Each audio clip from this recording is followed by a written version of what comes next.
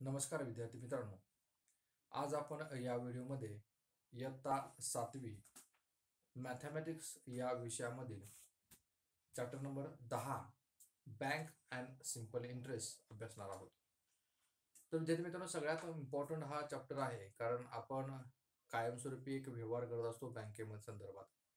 म्हणजे आपली सॅलरी असेल बँकेमध्ये जमा करत असतो, किंवा उसाचं बिल असेल तर बँकेमध्ये जमा होत असतं, किंवा आपण जो पैसा साठवून ठेवतो ते आपण बऱ्यापैकी बँकेमध्ये सेव्हिंग करून ठेवत असतो. तर बँकेमध्ये सर्व गोष्टी माहीत असणं अत्यावश्यक आहेत, की बँकेमध्ये आपल्या अकाउंट असणं अत्यावश्यक असतं. जसं ज्या वेळेला आपलं अकाउंट असेल त्यावेळेस आपण आपल्या अकाउंटमध्ये पैसे भरू शकतो किंवा पैसे तिथून काढू शकत असतो. मग ते बँकेतले कुठले कुठले अकाउंट असू शकतात, त्याचा व्यवहार कशा पद्धतीने केला जातो. आता तर पहिल्यांदा बँकेत वारंवार जावं लागत असेल, किंवा पैसे काढण्यासाठी वारंवार बँकेत जावं लागत होतं. पण आता ती सुविधा सुद्धा आपल्याला आपण बँकेत न जाता आपण पैसे काढू शकतो. हे एक नवीन जे विज्ञानाने शोध लावला. म्हणजे अशा प्रकारचे काही गोष्टी असतात, म्हणजे एटीएम सारख्या मशीनच्या द्वारे आपण तिथून आपण आपल्या अकाउंट मधले पैसे काढू शकतो. म्हणजे असं नाही की आपण आपल्या गावामध्ये आपल्या शाखामध्ये आपण आपलं अकाउंट आहे ना, आपण दुसऱ्या गावाला गेलो असेल तर आपल्या गावातच येऊन पैसे काढण्याची गरज नाही. आपण कुठल्याही ठिकाणी असलो तर आपण एटीएम मशीन मध्ये जाऊन तिथं आपण आपले पैसे काढू शकतो, आपण पैसे विड्रॉल करू शकतो. या सर्व गोष्टी विद्यार्थी मित्रांनो आपल्याला माहिती असणं अत्यावश्यक आहे, की कोणत्या कोणत्या प्रकारचं अकाउंट असू शकतं, कार्ड कुठल्या प्रकारचे असू शकतात, आणि त्या प्रकारे आपण सर्व गोष्टी आपण यामध्ये बघणार आहोत. त्याचबरोबर विद्यार्थी मित्रांनो, दुसरं आहे ते सिंपल इंटरेस्ट, सरळ व्याज. आता सरळ व्याज म्हणजे नक्की काय असतं, की आपण एखादी किंवा एखादं पैसे किंवा एखादी रक्कम बँकेमध्ये ठराविक काळासाठी आणि ठराविक मुद्दलासाठी, म्हणजे आपल्याला दर दिलेला असतो, तर ठराविक दराने ठराविक वेळेसाठी विद्यार्थी मित्रांनो जे पैसे ठेवले असतात, तर आपण ज्यावेळेला पैसे काढतो किंवा ती रक्कम आपण ज्यावेळेला काढत असतो त्यावेळेला आपल्याला किती व्याज मिळेल, या सर्व गोष्टी आपण आपल्या कॅल्क्युलेशनद्वारे आपण लगेच सांगू शकतो. म्हणजे आपल्याजवळ जर पैसे असतील आणि आपल्याला बँकेमध्ये ठेवायचे आहेत, तर व्याजदर नक्की काय आहे, त्या दरावर आपण किती दिवस ठेवायचे बँकेमध्ये पैसे, दिवसावर, महिन्यावर किंवा वर्षावर, आपण त्याचा दर किंवा आपल्याला मिळणारी रक्कम आपण किती मिळू शकते याचं कॅल्क्युलेशन आपण आपण करू शकतो. म्हणजे या सर्व व्यवहारामध्ये आपण दैनंदिन व्यवहारामध्ये ह्या सर्व गोष्टी वापरत असतो, आणि ह्या दैनंदिन व्यवहारामध्ये आपल्याला सुद्धा ह्या गोष्टी, बँकेतल्या काही ठराविक गोष्टी माहिती असणं अत्यावश्यक आहे. त्याच संदर्भात आपण आज पाहणार आहोत बँक आणि सिंपल इंटरेस्ट. चॅप्टर नंबर 10 आहे, तो आहे बँक आणि सिंपल इंटरेस्ट. आता बँक जे सर्वांना माहिती आहे, आपण बऱ्यापैकी सर्व विद्यार्थ्यांनी किंवा पालकांच्या समवेत तुम्ही गेला असाल तर बँकेत सर्व विद्यार्थी जाऊन आले असतीलच. बँकेमध्ये गेल्यानंतर आपण पैसे जर भरणार असेल तर आपण ते एक स्लिप भरतो, आणि त्या स्लिपवर आपला अकाउंट नंबर लिहिलेला असतो. आता तो अकाउंट नंबर नक्की कुठल्या प्रकारचे असतात ते माहिती असणं अत्यावश्यक आहे. Types of account.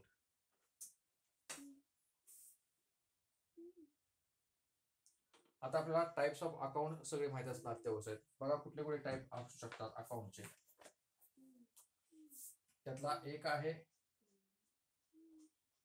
Current account, दोन आहे सेव्हिंग अकाउंट, तीन आहे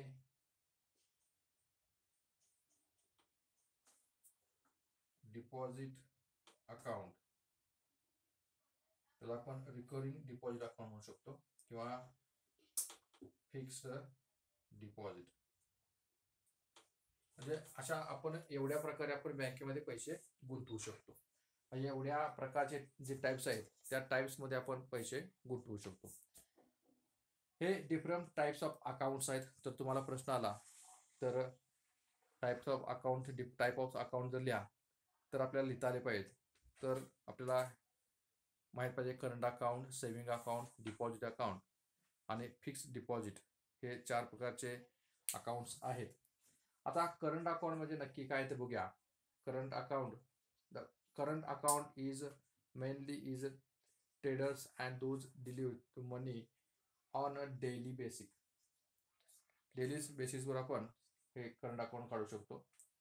त्याचबरोबर सेव्हिंग अकाउंट आहे, the person can be deposit minimum account and open a saving account. म्हणजे कमीत कमी पैसे ठेवून, कारण जे कमीत कमी पैसे ठेवून आपण ते सेव्हिंग अकाउंट उघडू शकतो. डिपॉझिट आहे तर account holder can be deposit amount to deposit every month in the account. म्हणजे डिपॉझिट अकाउंट जे आहे सॉरी जे पैसे भरणारा अकाउंटंट असतो, म्हणजे होल्डर जे आहे ज्याचे नाव आहे, तो प्रत्येक महिन्याला आपण त्या अकाउंटवर भरावं लागते, डिपॉझिट भरावं लागते. त्याला डिपॉझिट अकाउंटमध्ये त्याला किंवा आपण रिकरिंग सुद्धा म्हणतो. त्या प्रत्येक महिन्याला आपण त्या अकाउंटमध्ये पैसे भरत असतो. आणि fix deposit deposit a certain amount for a fix period in the bank. आता हे फिक्स पिरियडमध्ये आपण बँकमध्ये पैसे ठेवतो. उदाहरणार्थ जसं मग सांगितलं की आपण एक अमाऊंट आहे, ठराविक अमाऊंट आपल्याजवळ असेल आणि ते आपण जर बँकेमध्ये ठेवायचं असेल तर आपण 1-2 महिन्याच्या, 4 महिन्याच्या किंवा 5 वर्षाच्या, 10 वर्षाच्या मुदतीमध्ये आपण फिक्स डिपॉझिटसाठी ठेवतो. किंवा दाम टिपटीवर सुद्धा पैसे आपण ठेवत असतो. हे रेटवर डिपेंड असतं, किती महिने किती वर्ष लागतात. हे दिलेल्या बँकेने दिलेले जे रेट आहेत त्या रेटवर ठेवता समजलं जातं की आपण बँकेमध्ये किती रुपये ठेवले तर आपल्याला मुदतीनंतर आपल्याला किती पैसे मिळू शकतात. त्यानंतर जे आहे पुढं ते ATM कार्ड, त्यामध्ये क्रेडिट कार्ड आहे आणि डिपॉझिट कार्ड सुद्धा असतात. आता आपल्याला प्रश्न कायम असो की ATM कार्ड म्हणजे नक्की काय असतं. बघा, हे ATM कार्ड असतं. ATM कार्ड नंतर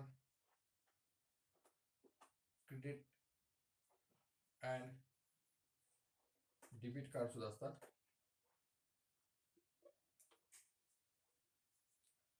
आता ATM मध्ये क्रेडिट कार्ड, डेबिट कार्ड असतात. आता ATM म्हणजे काय बघा, ATM is equal means automatic teller machine. Automatic teller machine जे आपलं ATM कार्ड असतं, त्यात क्रेडिट कार्ड बी असतं, डेबिट कार्ड बी असतं.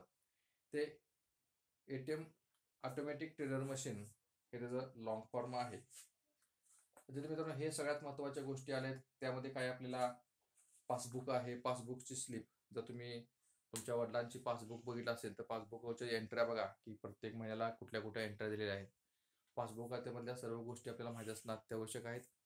पासबुकमध्ये आपण कोणत्या प्रकारच्या एंट्र्या कधी झाल्यात, पैसे भरलेत किती, काढलेत कधी, ह्या सर्व डिटेल्स त्या पासबुकाच्या एंट्री बुकमध्ये दिसलेलं असतं. त्याचबरोबर जे आपण पैसे भरत असतो त्या स्लिप सुद्धा आपल्याला लक्षात ठेवायची पाहिजे, स्लिप भरायची कशी, काढायचे पैसे कधी, या सर्व गोष्टी आपल्याला माहिती असणं अत्यावश्यक आहे. हे सगळे इम्पॉर्टंट गोष्टी आहेत. तुम्हाला परीक्षेला एक पासबुकाची झेरॉक्स सुद्धा येऊ शकते की पासबुकातले पैसे काढलेत कधी, भरलेत कधी, त्याचा अकाउंट नंबर किती, ते कुठल्या शाखेचा आहे, त्याचा IFSC कोड किती आहे, ह्या सर्व गोष्टी तुम्ही चेकआउट करा. तुमच्या वडिलांच्या पासबुक असेल किंवा आणि कोणाचं पासबुक किंवा तुमचं वैयक्तिक पासबुक असेल तर पासबुकावर तुम्ही बघा की आपला अकाउंट नंबर कुठं आहे, IFSC कोड कुठल्या बँकेचा कुठला आहे, बँकचं डिटेल्स बघा, ते बँकेत आपण सेव्हिंग केल्यानंतर पैसे काढलेत कधी, घातल्यात कधी, पैसे भरल्यात कधी, पैसे काढल्यात, त्याच्या एंट्र्या चेकआउट करा. तर तुम्हाला त्याच्यावरचे काही प्रश्न असतात की तुम्ही पैसे किती तारखेला काढले, ही रक्कम तुम्ही किती तारखेला काढली आहे किंवा ही रक्कम तुम्ही किती तारखेला काढून घेतली आहे, या सर्व डिटेल्स, एकूण अकाउंटमध्ये पैसे बॅलन्स किती आहे, सर्व डिटेल्स ज्या गोष्टी आहेत ते तुम्हाला पासबुकावर बघायला मिळतात. त्यासुद्धा पासबुक आपलं माहीत असणं अत्यावश्यक आहे. तर विद्यार्थी मित्रांनो हे झालं बँकेच्या अकाउंट संदर्भातल्या गोष्टी, त्याचबरोबर credit card, debit card, ATM या संदर्भातल्या गोष्टी. आता आपण समजा बँकेमध्ये पैसे ठेवायचे आहेत. आता आपल्याला बँकेत जायचं आहे, बँकेत आपल्याला काही रक्कम आहे, ती बँकेत रक्कम ठेवायची आहे. तर बँकेत जे रक्कम ठेवणार आहे ते किती दरानं ठेवणार आहे आणि त्याचे किती मुदतीने ठेवणार आहे ह्यावर आपण सिंपल इंटरेस्ट ठरलं असतं. तर सिंपल इंटरेस्ट त्याला आपण SI असं म्हणू शकतो, सिंपल इंटरेस्ट. त्याचा जे आहे फॉर्म्युला आहे P×R×N/100. आता सिंपल इंटरेस्ट काढायचा हा एक सगळ्यात महत्त्वाचा फॉर्म्युला आहे. आता त्याचबरोबर एकूण पैसे जे आपल्याला मिळतात, आता एकूण रक्कम त्याला आपण अमाऊंट म्हणतो. आता आपल्याला एकूण अमाऊंट जे मिळणार, जर बँकेतनं पैसे आपण ठेवले, ठराविक रकमेला ठराविक दराने ठेवलं असेल आणि मुक्तीनंतर जेव्हा आपण पैसे काढतो त्याला आपण अमाऊंट, त्याला मराठीत रास असं म्हणलं जातं.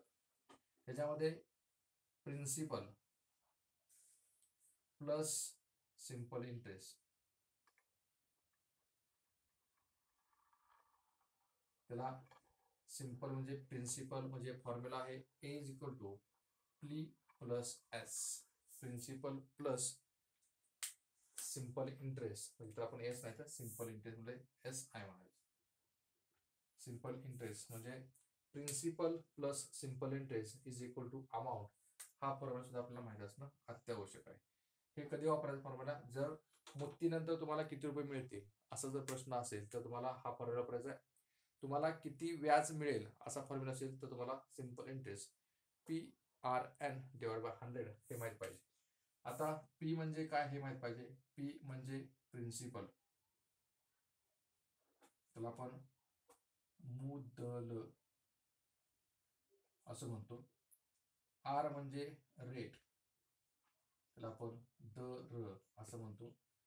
N is equal to number of year, numbers of year असं म्हटलं जातं.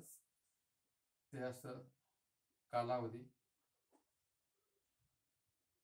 किती वर्ष, त्याला नंबर ऑफ इयर्स किंवा कालावधी सुद्धा म्हणतात. हे सगळं माहित असणं इम्पॉर्टंट आहे. आय म्हणजे सिंपल इंटरेस्ट, त्याला आपण सरळ व्याज, सरळ व्याज एस आय सिंपल इंटरेस्ट सरळ व्याज असं म्हणलं जातं. आता हे सगळ्यात महत्वाच्या गोष्टी, हे इम्पॉर्टंट आहेत, हे गोष्टी लिहून घ्या जेणेकरून अशा प्रकारचे प्रश्न आले तर आपल्याला सहज सुटता पाहिजे. इम्पॉर्टंट आपल्याला फॉर्म्युला माहित असेल तरच आपल्याला या प्रकारचे एक्झाम्पल सुटणार आहेत.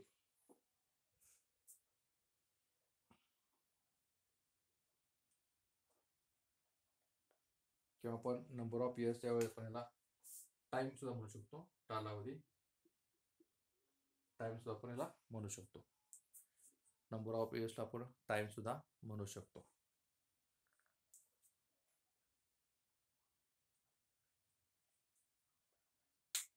PRN हा फॉर्म्युला आहे. तुम्ही principal, rate and number of इयर्सला टाइम सुद्धा म्हणू शकता. आणि रेट 100 हे एन आणि टाइम, एन आणि टाइम म्हणजे एकच आहे. PRT/100 म्हणजे PRN/100.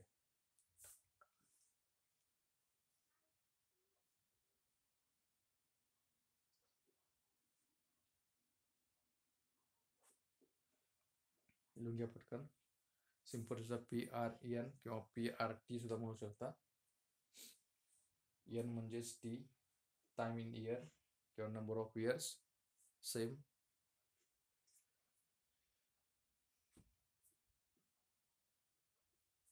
Principal rate and time divide by 100 किंवा principal rate number of years divide by 100 हा फॉर्म्युला वापर करून आपण प्रश्न सहज सोडवू शकतो. ओके, तर विद्यार्थी मित्रांनो, बघूया आपण यातले काही प्रश्न जे आपल्या पुस्तकात दिले ते प्रश्न आपण सोडवे.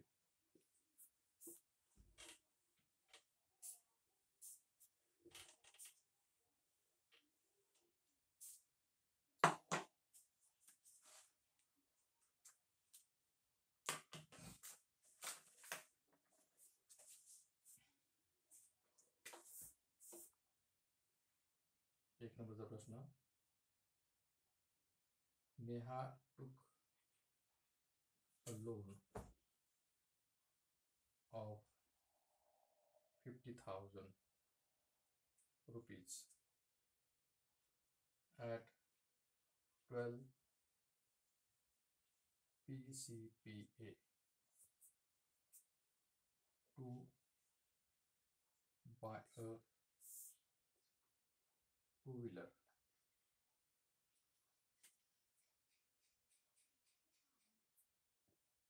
What amount will she return to the bank at the end of 1 year? Of 1 year. आता लक्ष द्यायला दिलं होतं. त्याच्यामध्ये आपल्याला काय काय दिलं हे आपल्याला माहिती असणार त्या गोष्टी. बघा, जे दिलेलं आहे ते किमती प्रमाणे लिहूया. 50,000 रुपये आहे. 12 वर्षाचं रेट आहे, तो 12 वर्ष, आणि 1 वर्षानंतर बँकेला परत 2 years over what amount will be see return. बँकेला तुम्ही टोटल अमाऊंट रिटर्न कधी करणार हा त्याचा प्रश्न आहे. किती लोन 50,000चा आहे, 12% रेट आहे, आणि 1 वर्षानंतर आपण बँकेला किती भरतो असा विषय आहे. आता इथं आहे प्री प्रिन्सिपल म्हणजे जे मुद्दल आहे ते आहे 50,000 रुपये, ते रुपयेमध्ये आहे. रेट असतो तो PCPA मध्ये असतो, 12 PCPA. आणि तुमचा जो टाइम आहे म्हणजे N आहे तो आहे 1 year. आता आपल्याला सिम्पल इंटरेस्ट वरून आपल्याला टोटल अमाऊंट काढायचे आहे. त्याच्यामध्ये 2 फॉर्म्युला वापरतात. एक आहे बघा, फॉर्म्युला कुठला वापरतात, फॉर्म्युला 2 लागतात. एक सिम्पल इंटरेस्टचा फॉर्म्युला तो P × R × T / 100, आणि दुसरा आहे amount is equal to principal plus simple interest, आणि हे अमाऊंट म्हणजे एकूण रक्कम आहे. आता सोल्युशन कसं काढायचं बघा, सोल्युशन आहे simple interest is equal to P × R × T / 100. Principal आहे 50,000 रुपये, रेट आहे तो 12 आहे, गुणिले 1 वर्षाचा कालावधी आहे, छेद 100, 2 शून्य 2 शून्य गेलं. Simple interest is equal to 500 गुणिले 12/1 आला. इथं सुद्धा 1 आहे, ह्याचा खालचा संबंध काय नाही, म्हणजे 500 गुणिले 12, 12 पंचे 60, आणि हे 2 शून्य, म्हणजे 6,000 रुपये हा आहे सिम्पल इंटरेस्ट. आता आपण 6,000 रुपये सिम्पल इंटरेस्ट आहे, आपल्याला बँकेला किती रिटर्न करायचं आहे आफ्टर 1 year. हे 1 वर्षाचं सिम्पल इंटरेस्ट 6,000 रुपये आहे. तर रिटर्न आपल्याला द्यायचं आहे म्हणजे आपल्याला अमाऊंट काढायचं आहे. Amount is equal to principal plus simple interest. Principal आहे 50,000 रुपये, आणि त्याचा व्याज आलंय ते 6,000 रुपये व्याज आले, म्हणजे एकूण आपल्याला 56,000 रुपये बँकेला रिटर्न करायचे. एकूण बँक रिटर्न आहे ती 56,000 रुपीज आहे. माहिती राहायचं amount to be return to the bank is ₹56,000. म्हणजे आपण एवढे बँकेला पैसे रिटर्न करणार आहोत. लिहा पटकन, व्यवस्थित लिहा.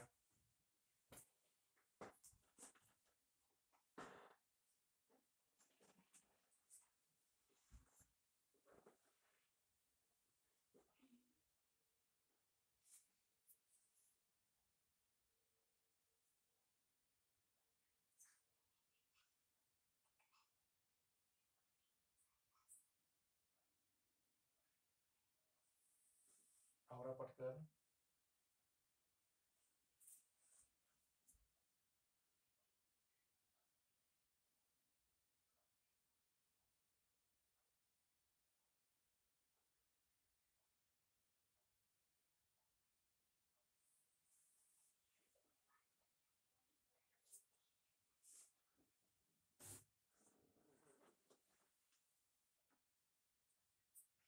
आपल्याला याच्यामध्ये काय काय दिलंय, प्रिन्सिपल कुठला आहे, रेट कुठला आहे, टाइम कुठला आहे, हे समजणं अत्यावश्यक आहे.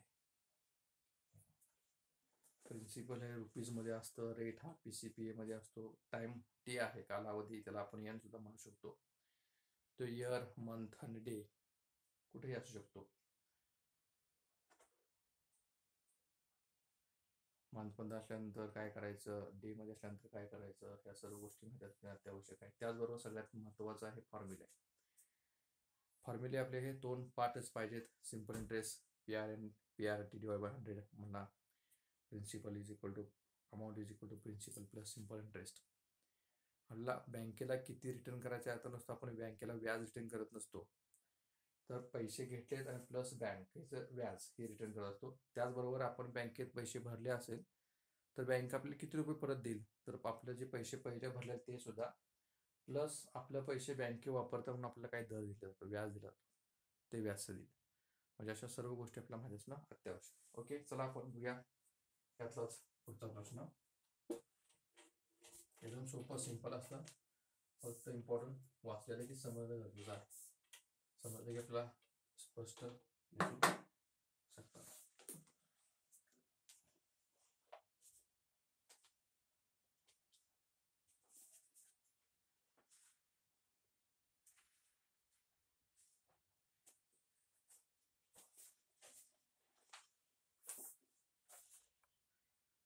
या दुसरं example.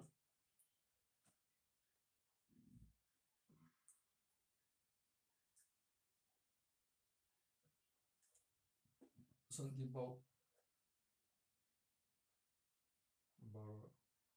1,20,000 rupees from a bank for 4 years at the rate of 8/1.2 PCPA for his son education. What is the total amount he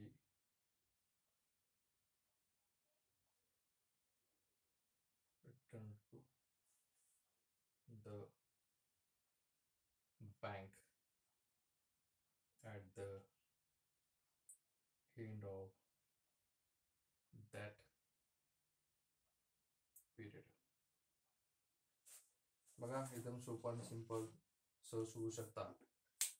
Sandeep भाऊनं बँकेकडून 1,20,000 रुपये कर्ज घेतलेलं आहे 4 वर्षाच्या मुदतीसाठी. त्याचा दर आहे 8.5% त्याच्या मुलग्याचं शिक्षणासाठी. तर त्या 4 वर्षांनंतर तो बँकेला किती रक्कम परत करणार आहे, असा प्रश्न आहे. म्हणजे आपल्याला पहिल्यांदा सिंपल इंटरेस्ट किती आहे माहीत पाहिजे, आणि त्यानंतर अमाऊंटमध्ये सिंपल इंटरेस्ट मिळवायचे आहे. तुम्हाला त्याचं उत्तर येऊ शकतं. एकदम सोपं आणि सिंपल, जसं आपण आता सोडवू त्या प्रकारे सोडवा. प्रिन्सिपल लिहा 1,20,000, रेट आहे 1/2 PCPA, म्हणजेच 8/2. ह्याचा अर्थ 1/2 म्हणजे अर्ध, आणि 8 आणि अर्ध म्हणजे 8.5, 8.5 PCPA.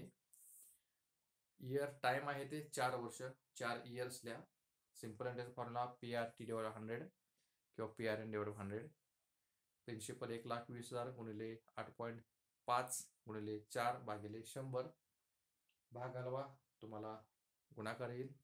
गुणाकार करा, तुम्हाला त्याचं उत्तर येईल. म्हणजे 1,200 गुणिले 8.5 गुणिले 4 यांचा गुणाकार करा, तुम्हाला सिंपल इंटरेस्ट येईल.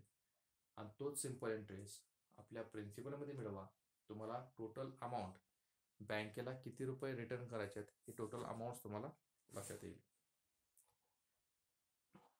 इथं सोपं सिंपल या गोष्टी आहेत.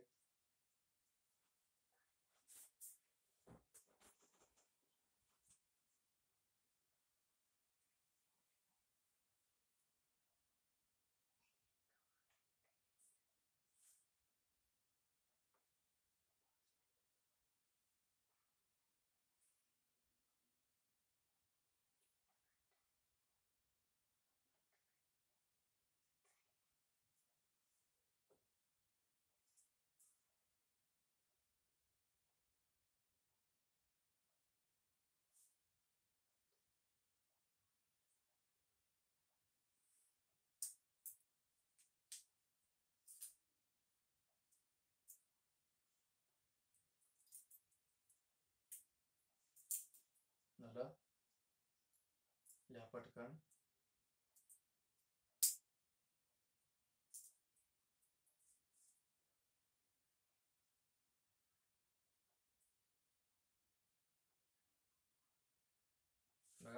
इथे सोडवतो. लक्षपूर्वक बघा की जेणेकरून आपल्याला सहज सुटता येईल.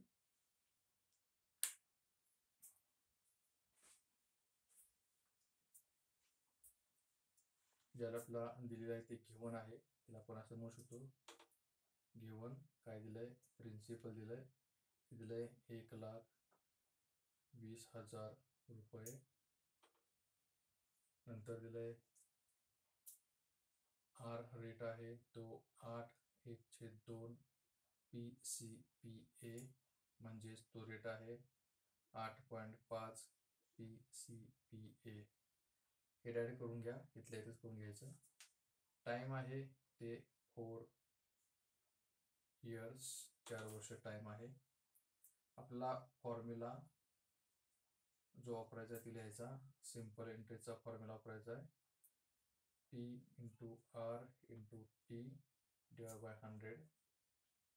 आणि अमाऊंटचा फॉर्म्युला वापरायचा आहे principal plus simple interest.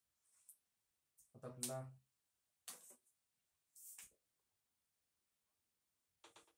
Solution लिहायचं आहे.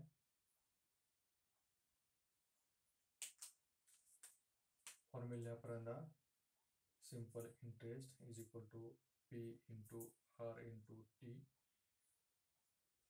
Divide by 100.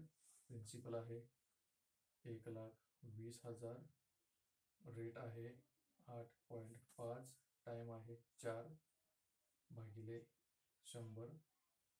आता इथं गुणाकारण करा सगळं. 2 शून्यला 2 शून्य गेलं, या 2 शून्यला हे 2 शून्य गेलं, राहिलं 2 12 2 शून्य गुणिले 8.5 गुणिले 4. या दोघांचा गुणाकार पर्यंत करून घ्या. 4 पंचे 20, 2, 8 चौक 32, 33 34, हा पॉइंट इथं आला, गुणिले 120 1200. आता परत 34 आलं.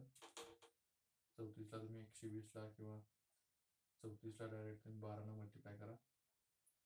12 पंच 12 पंची 12 चौक 48, 40 4, 12 36 37 38 45 41 आणि हे 2 शून्य म्हणजे आलं 40,800 रुपये. हा आला सिंपल इंटरेस्ट. सिंपल इंटरेस्ट आला 40,800 रुपये. आता विद्यार्थी मित्रांनो आपल्याला अमाऊंट काढायचे आहे. आपल्याला amount is equal to principal plus simple interest आहे. प्रिन्सिपल आहे 1,20,000 आणि अमाऊंट सिंपल इंटरेस्ट आहे 40,800, म्हणजे 1,60,800 रुपये हे आपले अमाऊंट झाली. हे अमाऊंट आहे 1,60,800. म्हणजे विद्यार्थी मित्रांनो टोटल अमाऊंट जी आहे ती द टोटल अमाऊंट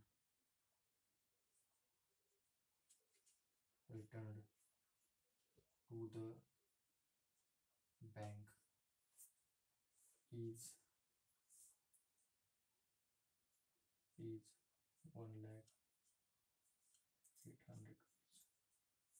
म्हणजे बँकेला पण 1,60,800 रुपये रिटर्न द्यावे लागतील. एकदम सोपं सिंपल.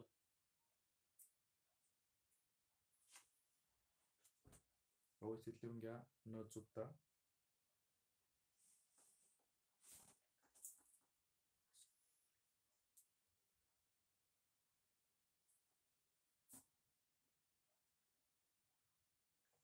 व्यवस्थित समजावून घ्या.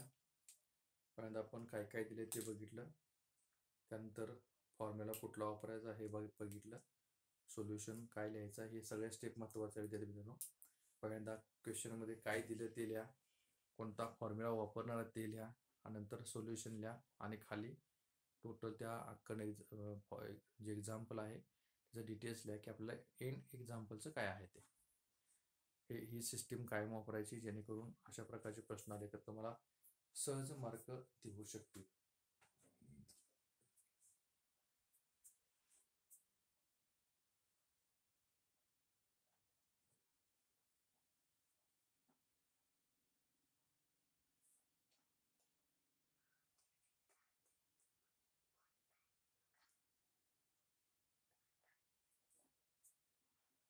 ओके, सगळ्यांचं झालं असेल असं गृहीत धरतोय.